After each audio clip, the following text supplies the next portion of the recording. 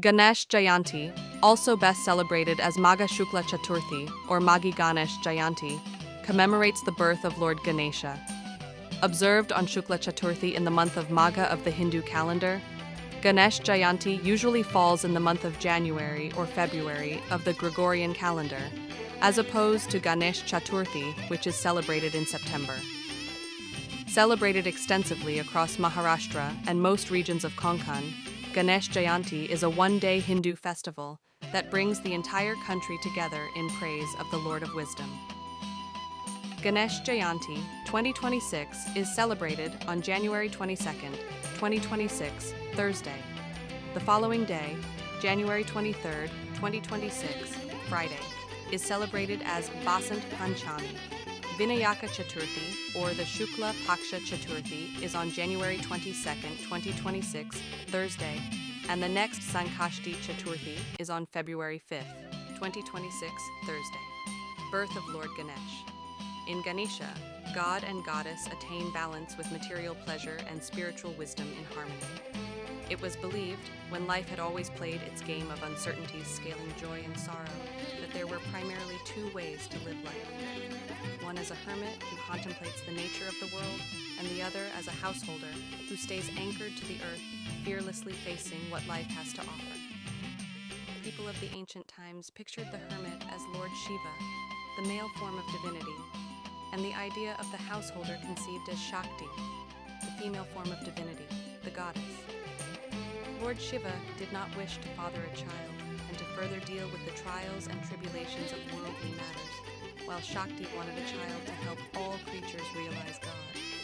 Shakti anointed her body with turmeric and oil when she decided to give birth to a child on her own. As the turmeric oil concoction dried up her skin of oil and sweat, Shakti scraped it off of her body and molded a son from the rubbings. She named him Vinayaka, Vin without, Nayaka, man, without the help of a man. She ordered her son to guard the gate and to not let anyone in. Vinayaka did just as his mother's commands. He did not even let Shiva enter the gate. This infuriated the Lord, who raised his trident and decapitated the child.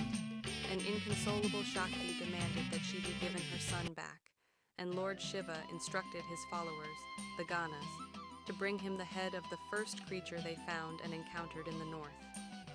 Shiva placed the head of an elephant brought to him on the child's body, resurrected him, and declared him as Ganapati, or Ganesha, the ruler of the Ganas, and thus was born Shiva, the father, and Ganesha, the lord of wisdom.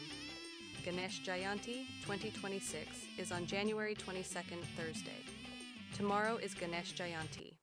Lord Ganesha is symbolic of wisdom, wealth, and pleasures, his head representing material joys, and his human body representing spiritual bliss. Different versions of birth of Lord Ganesh. In the Varaha Purana, it is known that when Lord Shiva opened his eyes, he laughed, and out of that laughter was born Lord Ganesha, who resembled a lot like his father. To distinguish the son from his father, it is said that Shakti gave Ganesha the head of an elephant, the symbol of material splendor. Shakti embodies two forms, as Kali, a ferocious wild goddess with an undying thirst for blood, and as Gauri, a gentle, domesticated idol of divination full of love. It is known that when Lord Shiva closes his eyes, Shakti renders the form of Kali, who dances ferociously on his body, determined to wake him, and when he opens his eyes, she becomes Gauri, who sits on his lap and cares for him. In the Brihadarma Purana, it is known that Lord Shiva tied a cloth into knots, giving it the shape of an elephant-headed doll, and gave it to Kali. When Kali embraced the doll against her breasts, the doll came to life, giving them Ganesha. Ganesha's arrival transformed Kali into Gauri. When Shiva promised Shakti to replace the head of the child, he commanded his Ganas to bring the head of the first creature they encountered on their way to the north. The north has its own significance in Hindu mythology. The north is associated with everything auspicious. It is symbolic of immortality, stability, and prosperity. And the south is indicative of everything opposite. It indicates death, ignorance, and decay. Thus, it was from north that Lord Shiva sought the head of their child. In Tantra, Shiva is known as Dakshinamurti. the one who sits in the north facing south, and Shakti is known as Dakshina Kali, she who walks from the south. Together they create Ganesha,